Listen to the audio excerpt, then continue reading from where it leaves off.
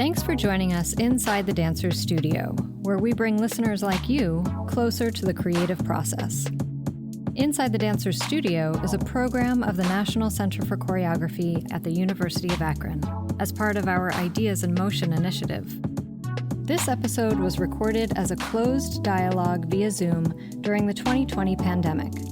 Today, we join Christy Bolingbroke, our Executive Artistic Director, in conversation with Caribbean-born, New York-based choreographer and arts leader, Paloma McGregor. McGregor is also the co-founder and artistic director of Angelus Pulse and the Dancing While Black project, among others. I'm really curious, how or when did you know you wanted to be a choreographer?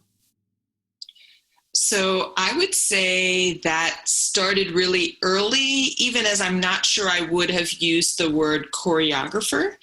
I'm from St. Croix, which is a U.S. Virgin Island in the Caribbean, and parading and performance culture and dance is so much a part of the fabric of cultural life there. So I feel like I was brought up in a performative culture, in a culture that values performance as an intrinsic part of living.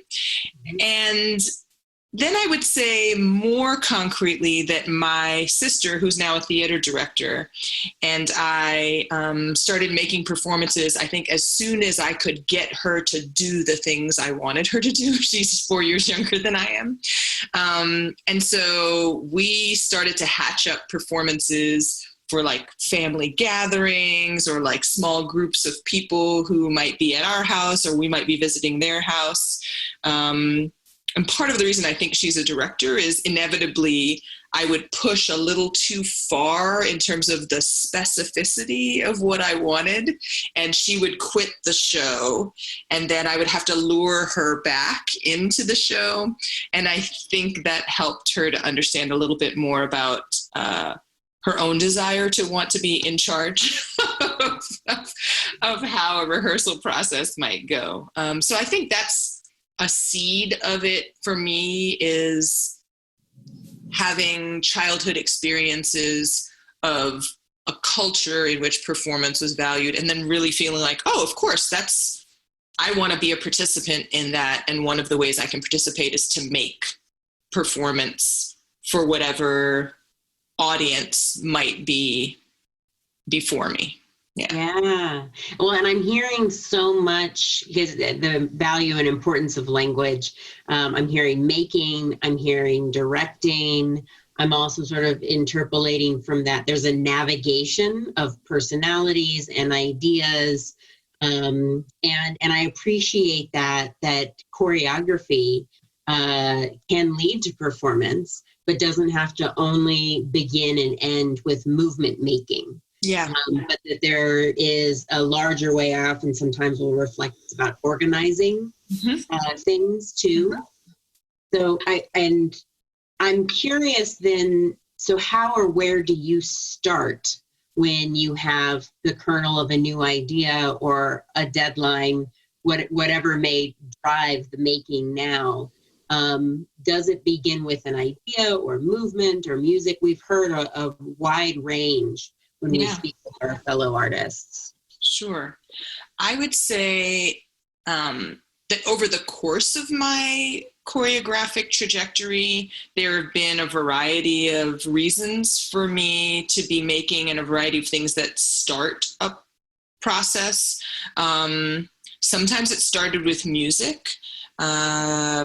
I feel really responsive as a choreographer if I have a piece of music, and the music for me informs tone, dynamic physicality, of course, length to an extent, as another time-based medium.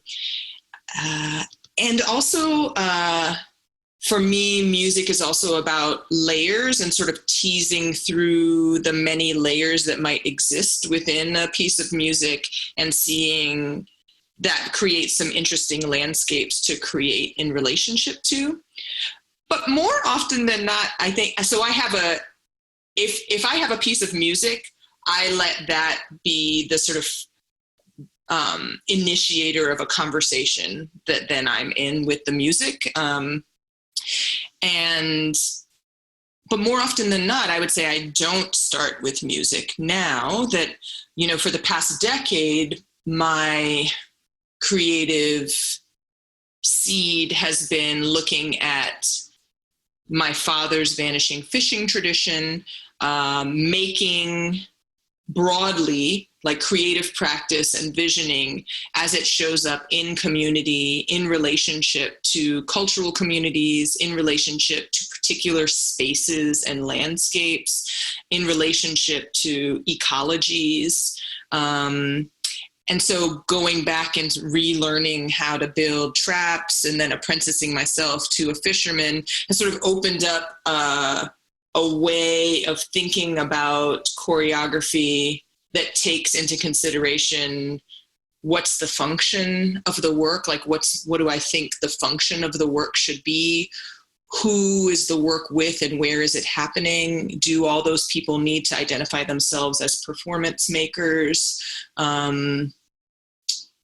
So that's, I think for me now, what that means is that my work has become very community specific.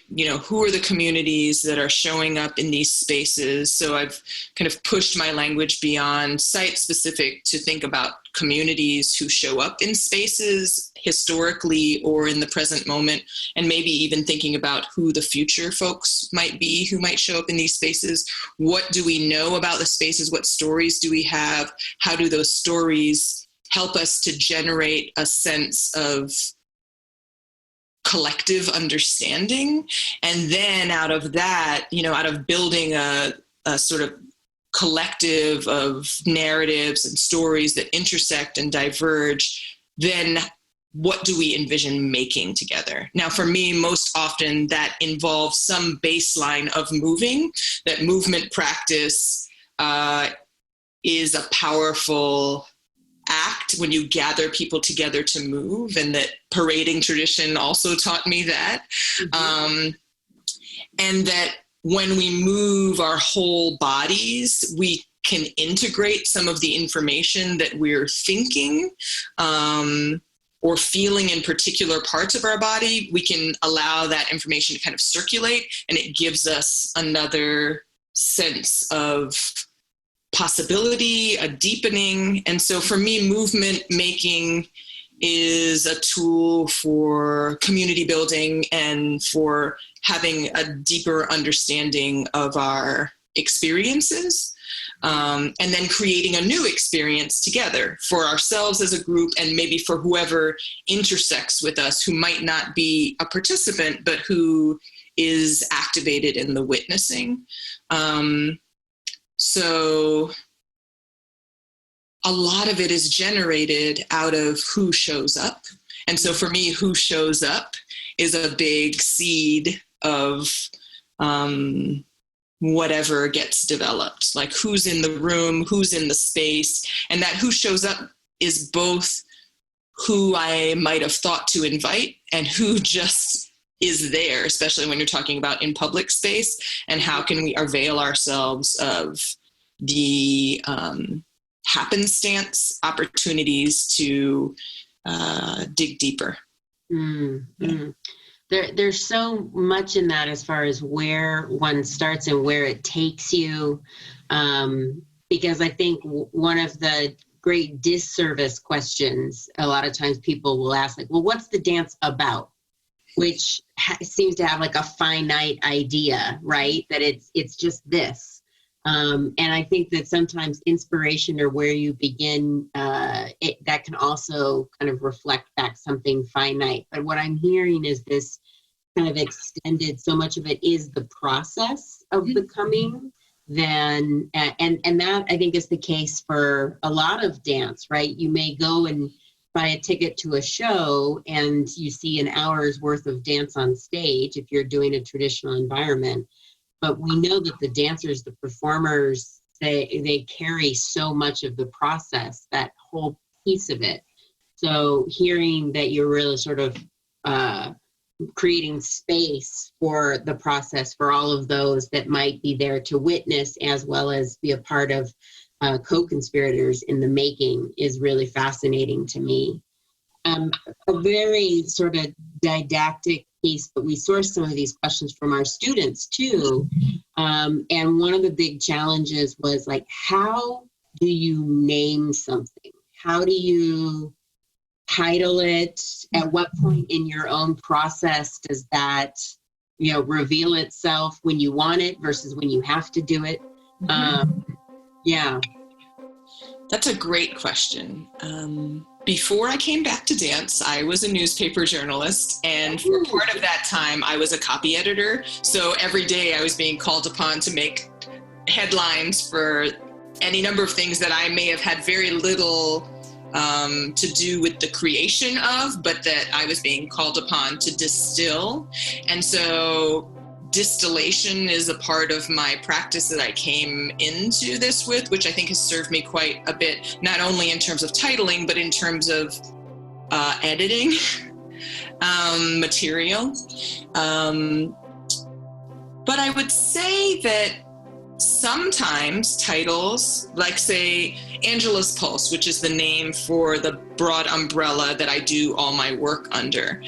Angela's Pulse, I recall the sheet of journal paper where I realized, I really want to name what my work is. And it was covered with, written in all directions and doodles and, a brainstorm that was quite messy as I think my mind was at that time around what could possibly happen, but also as sort of generative, it was very thick. With language. And then Angela's Pulse came to me, but it came out of allowing myself not to edit. So allowing myself to write without editing. And,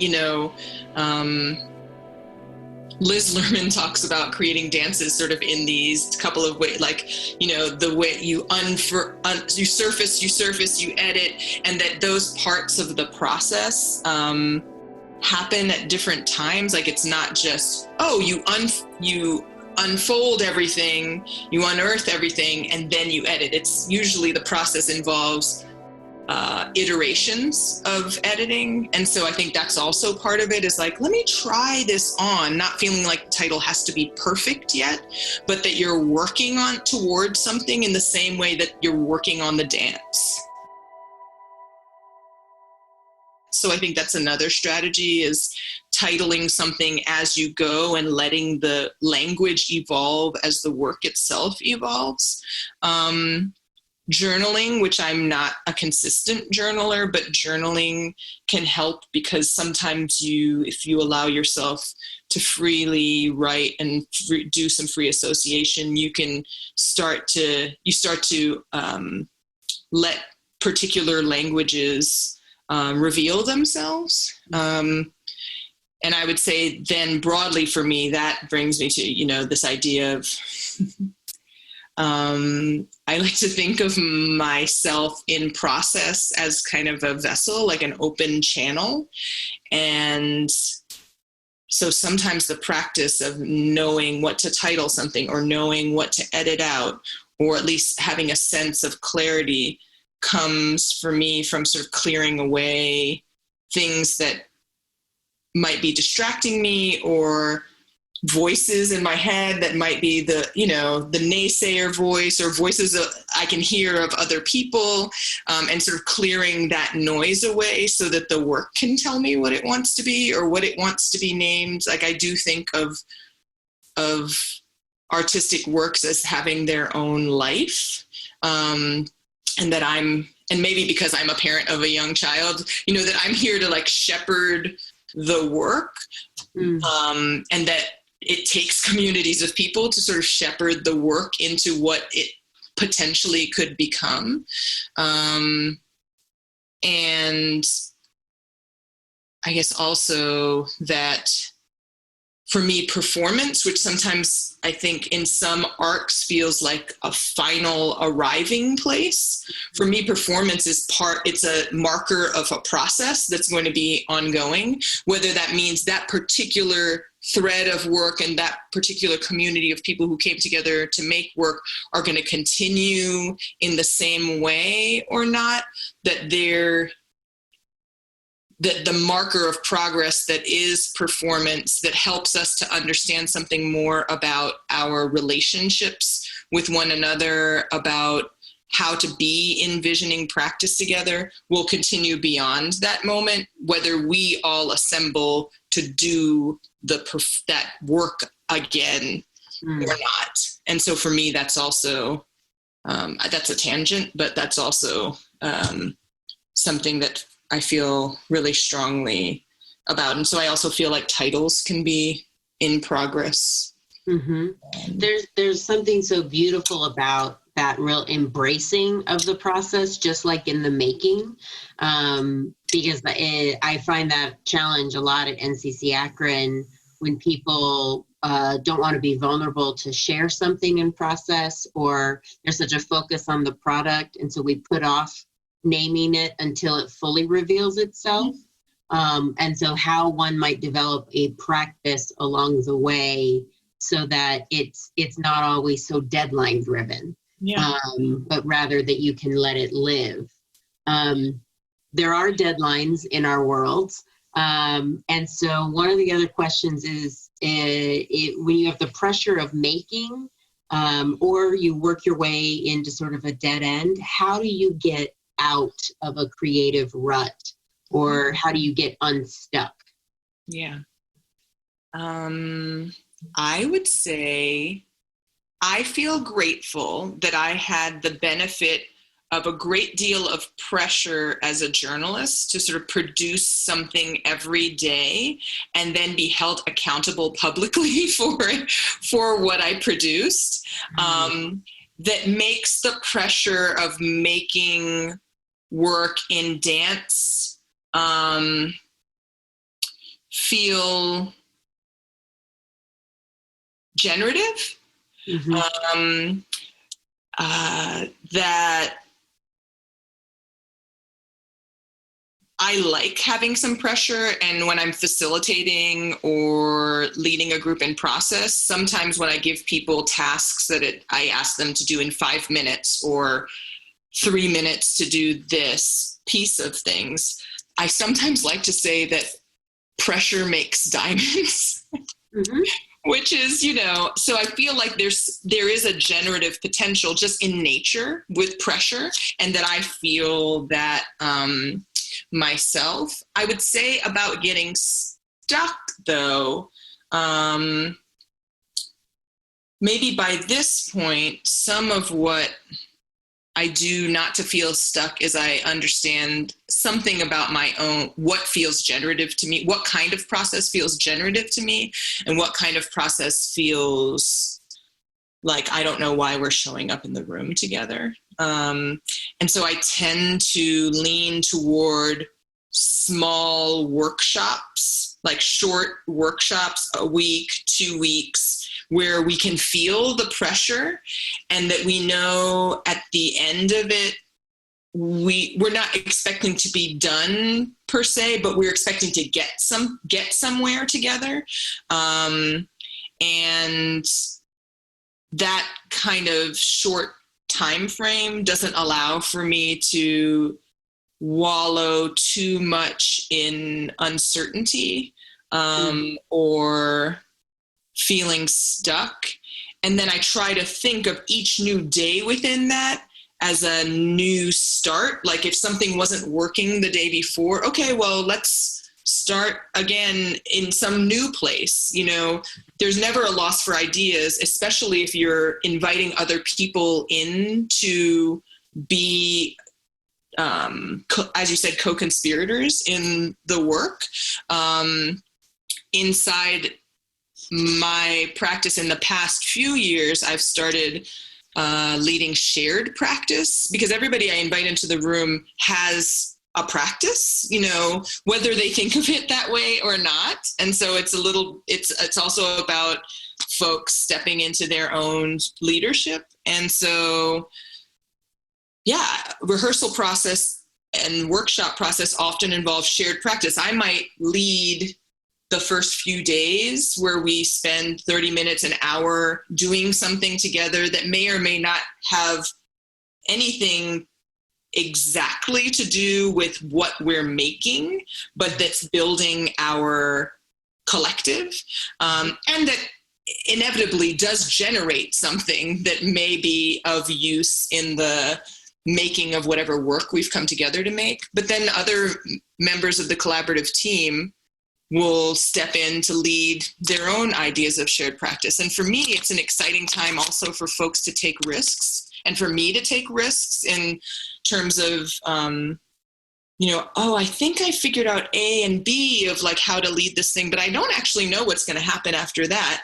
And if we allow ourselves to bring that kind of energy into a generative process, and we practice even that kind of uncertainty, I find that it yields something within the making of the work to already be practicing in a low stakes kind of way, being uncertain, being at the edge of our understanding of our own practices.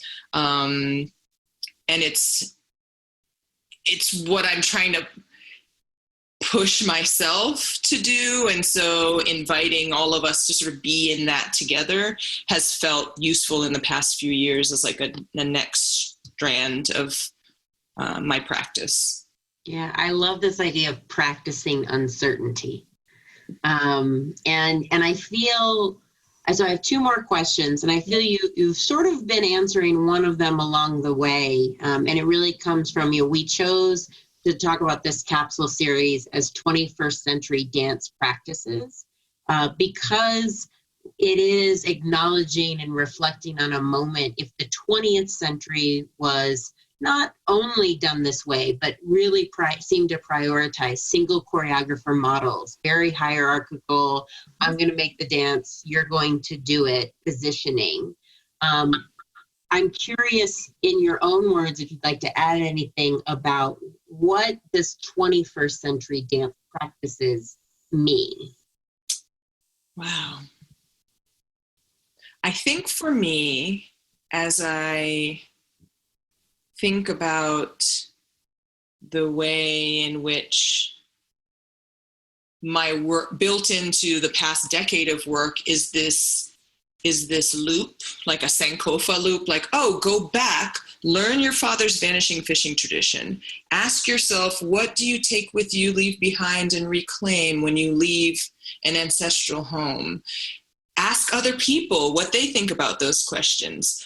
See what happens when you bring that up in a context that's not your home context. See what connections you might make between these spaces.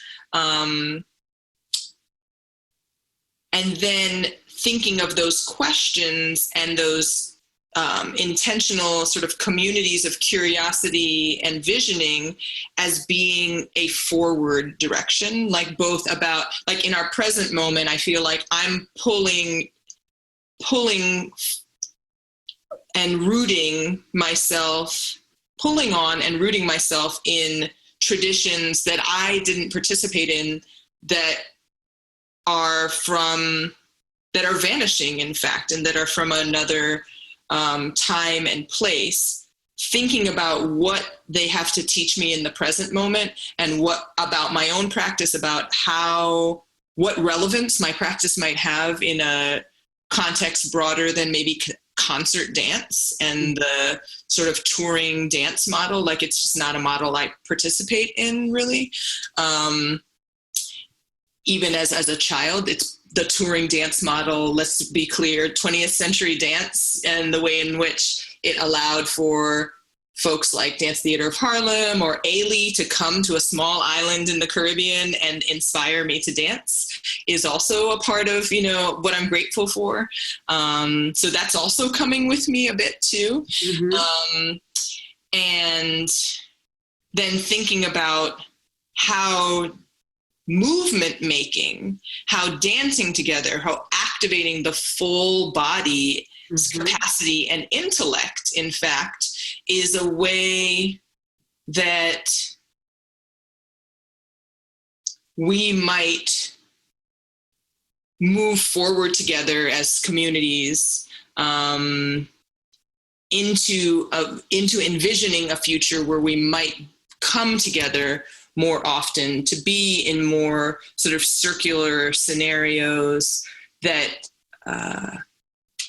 eliminate the hierarchies in favor of valuing the things that each person brings into the room that are important and necessary in that moment and beyond, and maybe cultivating even more of a sense of value among the group of each person's contribution. And that's really what I'm interested in doing. And the body, the doing of it, is why dance for me. I mean, I love dance. Like since I was in the womb, I've been dancing, my mom says. So of course, dance is my way in. But, you know, clearly I had this other trajectory where I also love writing and words and language. And even then, though, it was about like, how do we get more stories into the paper of folks whose stories are not always in there? How do you, and it also has a public component. So what is this, what might dance have? What might movement making have? What might creative practice that's fully embodied have to offer a future that, that we might presume to be more disembodied or more dependent on sort of technology, on sort of digital technologies for connectivity? I feel like I think the body will always be significant. And so rooting my practice in people being in their bodies together and understanding how to do things together, how to hatch up visions together and then enact those visions feels like a necessary practice for the future beyond dance. Well, and so much that's in that, it's so much bigger than a single technique, right? Just acknowledging the words that I didn't hear, where it's like, oh no, if it's a different question, instead of like how flexible you can make yourself, to how you can be in your body, which may be being in the splits, which may be standing still. But that invitation, it also feels like it's kind of turning on its head, that technique can be an underpinning, but has a lot of different forms as well. Well, two things I'll say about that is, one, that, you know, we moved quite a bit when I was a child. And so we left the Virgin Islands where I started dancing, doing Afro-Caribbean dance, but also ballet and modern and jazz. And I quit dancing somewhere in that trajectory because I couldn't do the splits anymore. And so this notion, and even as a professional, like when I came back to dance and then was touring and, you know, sometimes doing school shows with Lincoln Center and the kids asked, well, can you do the splits like this? So this idea that like a particular strain of technical virtuosity is a marker of your potential to be in dance, I think is true in some parts of dance. You know, I mean, a lot of my training has involved many classical techniques, including my grad program was Graham and ballet. Before that, I was doing Horton. You know, so I feel like there's a way in which I've benefited from having experienced these classical techniques. And I see they are a part of my lineage. And that also allows me to choose how I want to value that within my own practice. And what are some of the other things that are part of my lineage that might not be dance-based? Like my mom was a public school art teacher and a union organizer. That feels like it's also a part of my practice. That's organizing, that's directing. Yeah. So I feel like having a sort of non-linear path to dance and to my choreographic practice has allowed me, I think at some points felt like I was behind Like I know that there are points at which I felt like, oh, I gotta, push. And then at this point, I feel quite integrative about the ways in which the experiences that I've amassed over time that might not have a direct relationship to dance are directly related to the way that I make dance, and how I vision a creative process unfolding, and what I value about the folks who show up in the room, the kind of process that I want them to experience, and the kind of process that I want to have sort of a larger reverberation for folks who witness the work. And so I feel like it's still unfolding, like what the work is continually telling me what it wants to be now. And that feels really exciting. Mm-hmm. My last question is for anyone who is trying to navigate a creative life, be it choreographer, dancer, or otherwise. Is there a particular piece of advice that you've received or that you would like to offer moving forward? That's a great question.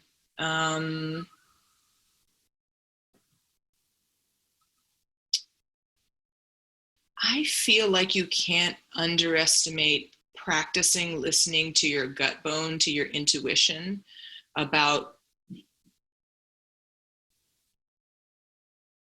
the direction you feel you need to go in, regardless of what other pathways are sort of being presented to you. I feel like my trajectory has reinforced for me that impulse to kind of, okay, I know this is a trajectory that I could take, but I'm just not sure that that's my trajectory. I would also say, do your best all the time, because our communities are so small in truth that, I like to tell young dancers, like, the me who was a journalist writing crime stories, the me who was waiting tables in Park Slope, and the me who auditioned for Urban Bushwomen and got it, all of those me's needed to be doing their best. So I feel like that's one thing, is you can't underestimate where a thing will lead you. And then I think one thing that has really served me is having a North Star, like having something that felt beyond my reach, but that I could set myself in the direction of. I interviewed Jawale from Urban Bushwomen when I was 20, and I was a journalism student. And what she said about dance in that time blew my mind. I was like, wait, I realized at that moment, oh, you're talking about storytelling and I'm doing this journalism thing, but I really love dance. And those things could actually be together in this very compelling aesthetic vision. And a decade later, I was auditioning for her. But I still went, I still worked at a newspaper, I still did all the things. So it's not a direct line. And I'm not saying like, oh, that was meant to work out per se. But I ended up going back to graduate school, moving to New York in the hopes of working for Urban Bushwomen, and then establishing a creative community within that had that audition not worked out, I still had set myself on a path that got me to New York, that built this strong community of folks around me. And that those decisions, it helped me eliminate, I'll say, the reason I'm bringing this up is having a North Star helped me eliminate distractions. Okay, if I really want to go and work for Urban Bushwomen, then I should be working with other people who've worked with Urban Bushwomen and who are working with Urban Bushwomen. And if other things are calling my attention away from that focus, then I actually need to make some decisions not to do other things in order to stay focused on this thing. So I feel like that was a big that was really helpful for me, because it both kept me in the general direction that I was aspiring toward, but it also just helped me make choices. New York or anywhere you go will have a multiplicity of possibilities of things you could do with your time. And so having as much clarity as you can at any given moment, and then also forgiving yourself if you made choices that you later wonder about. But, having some clarity about how you vision yourself, what you vision for yourself, and then making choices that seem aligned with that visioning in as much as you can understand it at the moment. Feels like a huge part of how to make a life. Now, that's not all the practical stuff about making money and all of that. I mean, that's all part of it, but I do feel like if you're doing your best in whatever you do, you'll figure out the money part. I feel like dancers are incredibly reliable, generally, like to be early. I think the kinds of skills that you learn when you're training as a dancer are applicable in a lot of areas that we underestimate. So I think my dancers showed up at my newsroom every day, so yeah, those are some things. Yeah. No, it's wonderful. And I hear so much, even in your advice, that Sankofa loop that you talked about, right? To be able to say, oh, well, what can I bring with me on this? How can I reflect on that may also, lead where I want to go, which is helpful to think about in our field, because there is no one path. Yeah. And that's both I often say the blessing and the curse. It could be whatever you want to make of it, but we do need those sort of boundaries, those sort of quick generative deadlines that you were talking about. It's like, oh, okay, great. Otherwise, if you're totally untethered or could go anywhere, you could get swept up in the multiplicity current. That's right. That's right. And then to reinvestigate, like continue to be curious about your own North Star, the thing you thought you wanted 2 years ago, and is that still applicable? What does it mean to set a North Star to get into a dance company, and then you get into it? What am I supposed to do that? So it's, so it's like about constantly having some time for self-reflection to figure out like, what am I finding satisfying? What am I not? How might I create the opportunities for myself to feel like I'm fulfilling my potentials and therefore be satisfied? So, it's always evolving. I don't think you arrive there and then it's done. Thankfully so, because we hope to keep on going in at least for me, I feel like I want my life trajectory to be a continually sort of emergent, evolving one. Yeah. Yes. Paloma McGregor, thank you so much. Yeah, thank you. All of your wise words and being so vulnerable and sharing your path with us. Really appreciate it. Inside the Dancers Studio Lunchtime Talk Series is supported by NCCAkron, the University of Akron, the University of Akron Foundation, and the Mary Schiller Myers Lecture Series in the Arts. Our podcast program is produced by Jennifer Edwards. Ellis Roven is our composer and editor. Transcription by Madeline Greenberg. Theme music by Flaco Torres. Cover art by Micah Krause. And Julian Curett and Kat Wentz are our artist coordinators.